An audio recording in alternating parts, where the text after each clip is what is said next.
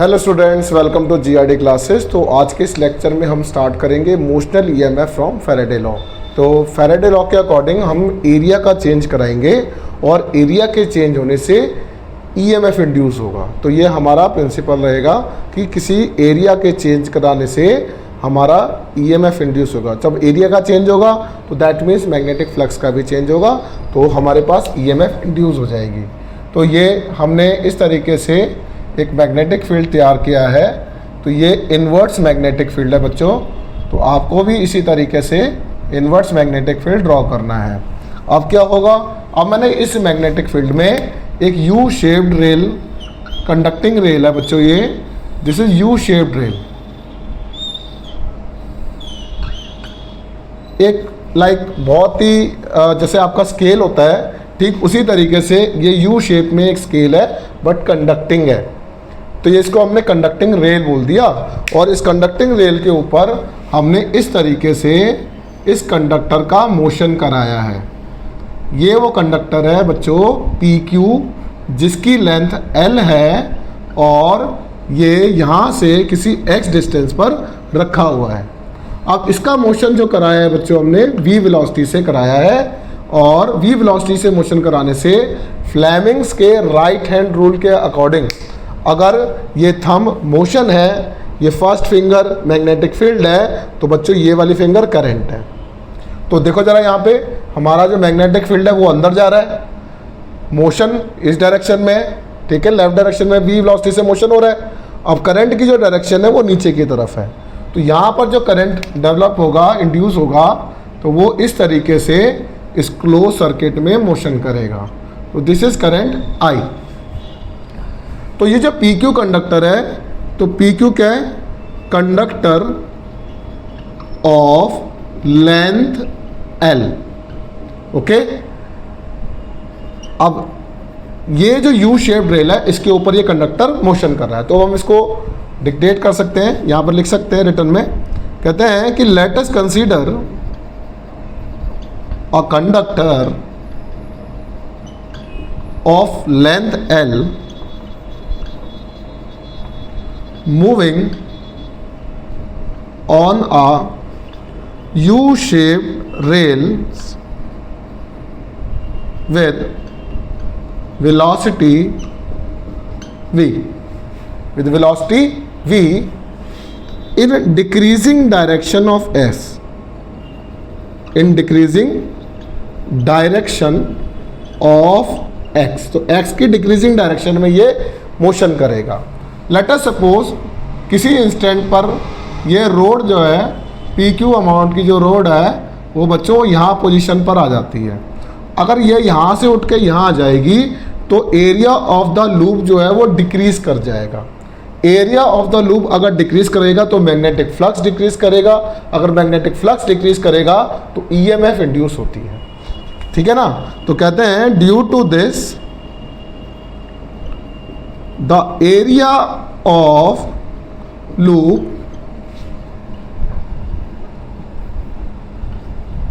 decreases and magnetic flux also decreases। तो ऐसा होने से मैग्नेटिक फ्लक्स डिक्रीज हो जाए and EMF is induced, and EMF is induced in the conductor of length L. तो ये एल अमाउंट का जो कंडक्टर है उसमें एक ईएमएफ इंड्यूस हो जाएगी। तो देखो जरा, तो कहता है कि एरिया ऑफ रेक्टेंगुलर लूप जो है बच्चों वो ए है, वो एल इंटू एक्स है। अगर area of the loop L into x है तो फ्रॉम फैराडे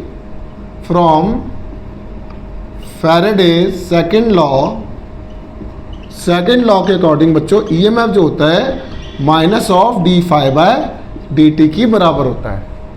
अब सिंस हमारे पास जो यहाँ पर फाई जो है मैग्नेटिक फ्लक्स वो बी इंटू ए है, और यहाँ पर अगर मैं बी इंटू ए पुट कर देता हूँ तो d by d t of b into a, तो we can write d by d t, a की जगह we can put l into x.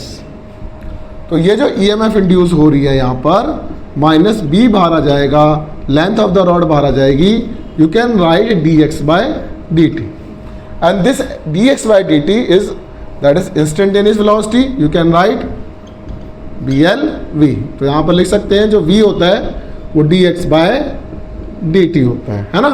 तो ये आपका EMF आ गया।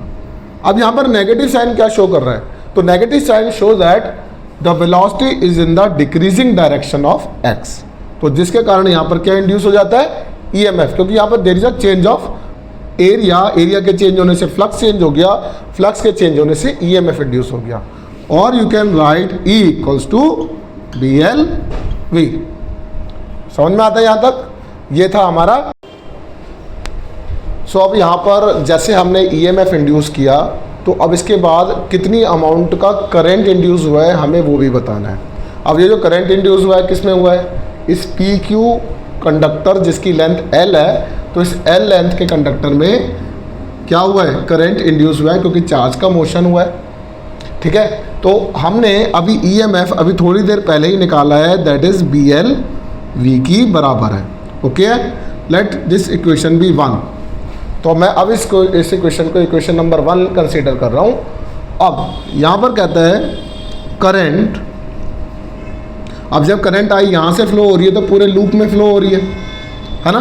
करंट आई जब इस यहाँ से फ्लो होकर आएगी तो पूरे PQRS रेक्टेंगुलर लूप में ही करंट फ्लो होगा। तो करंट आई जो होगा बच्चों वो V बाय R की बराबर है, और now you can say E by R। अब R जो है वो रेजिस्टेंस ऑफ दिस रॉड है, रेजिस्टेंस ऑफ रॉड PQ।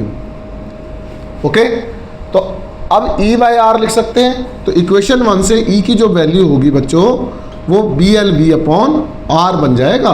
तो ये हमारी करंट की अमाउंट आ जाएगी। अब यहाँ पर जो PQ रॉड है बस वो मूवेबल है ना, क्योंकि ये वाली जो ब्लू कर से हमने दिखाया है that is U shaped rail, वो इसके अंदर प्लेस्ड है, और PQ वाली जो रॉड है वो इस पर मूव कर रही है। तो जो PQ वाली रॉड अगर इसमें मूव करेगी तो according to the Lenz's law, ध्यान रखना, लेंजिस लॉ के अकॉर्डिंग अगर यहाँ पर फ्लक्स का चेंज हो रहा है, क्योंकि हम इसको यहाँ ले जा रहे हैं, तो फोर्स जो है वो इस डायरेक्शन में लगनी चाहिए। फोर्स का लगेगी बच्चों, इसके अपोजिट डायरेक्शन में एक्ट होती है। जो फोर्स क्यों लग रही है बच्चों, क्योंकि there is a change of magnetic flux का चेंज होगा, EMF इसमें इंड्यूस हो गई है, तो वो चेंज चाहती है कि कितना चेंज हो रहा है। ठीक है ना। तो करंट का जब इंड्यूस होना स्टार्ट हुआ तो यहाँ पर अपोजिट डायरेक्शन में ये जो फ्लक्स यहाँ पर चेंज हो रहा है, फोर्स जो लग रही है इसके अपोजिट डायरेक्शन में लग रही है, तो वेलोसिटी के अपोजिट डायरेक्शन में क्या एक्ट हो रही है, फोर्स। तो यहाँ पर जो फोर्स एक्ट होगी, ध्यान दो, force on the arm PQ, जो फोर्स एक्ट होगी बच्चों वो किसके बराबर होता है, BIL। अब I की अमाउंट यहाँ पर पुट कर देंगे using equation number 2, we can write F which is equals to B का B, I की जगह BLV upon R into L। You can write B square L square V by R। This is my equation number 3। अब जब motion करेगा इस direction में, force इसको यहाँ खींच रही है, तो यहाँ पर हीट जनरेट होगी, क्योंकि इसके अंदर रेजिस्टेंस R है, रॉड का रेजिस्टेंस R है, तो हीट जनरेट होगी। तो यू कैन से पावर डिसिपेट होगी। क्या होगी बच्चों, पावर डिसिपेट होगी मोशन करने से। तो क्योंकि मोशन करने से क्या होगा, यहाँ पर कुछ काइनेटिक एनर्जी आ जाएगी, और काइनेटिक एनर्जी यहाँ पर क्या कर रही है, मैकेनिकल वर्क कर रही है, जिसके कारण हीट प्रोड्यूस हो रही है। तो पावर डिसिपेटेड जो होगी दैट इज P होगा, और वो I स्क्वायर R की बराबर होगा। अब I स्क्वायर मतलब ये इक्वेशन 2 से using equation number 2 we can write B square L square V square by R square into में R हो जाएगा। अब इस R से R कैंसिल आउट हो जाएगा, तो पावर जो इंड्यूस हो रही है बच्चों B square L square V square by R बन जाएगा। तो इतनी पावर जो है वो डिसिपेट होगी ड्यूरिंग द मोशन। अब यहाँ पर एक और बात है जो हमें डिस्कस करनी है कि चार्ज का जो फ्लो है उसका रिलेशन कैसे होगा, क्योंकि चार्ज मोशन कर रहा है, चार्ज मतलब जो भी करंट फ्लो कर रहा है उसके कारण जो चार्ज पर जो इफेक्ट आया है रेजिस्टेंस ऑफ रॉड से वो कितना है। तो हमने एक रिलेशन बना दिया। तो फ्रॉम फैराडे हमने बोला कि ईएमएफ जो होता है वो बच्चों d phi by d t की बराबर है। क्लियर? ये मैग्नीट्यूड ऑफ ईएमएफ किसके बराबर है? D phi by d t. And आपको एक और बात बताएं, जो करंट है वो किसकी बराबर है? Delta q by delta t की बराबर है। और we can write d q by d t. अगर मैं यहाँ लिमिट लगा दूंगा तो ये इस तरीके से हो जाएगा। क्लियर हो रहा है यहाँ से? और ये आई जो होता है वो ई बाय आर के भी बराबर होता है। ये वाली सारी बातें आपको पता होनी चाहिए। अब ई की जगह we can put that is कितना? D phi by d t into में आर। ये वाली बात क्लियर हुई? तो वी कैन राइट यहाँ पर d q by d t, ये वाला पार्ट और ये वाला part, that is d phi by d t into are.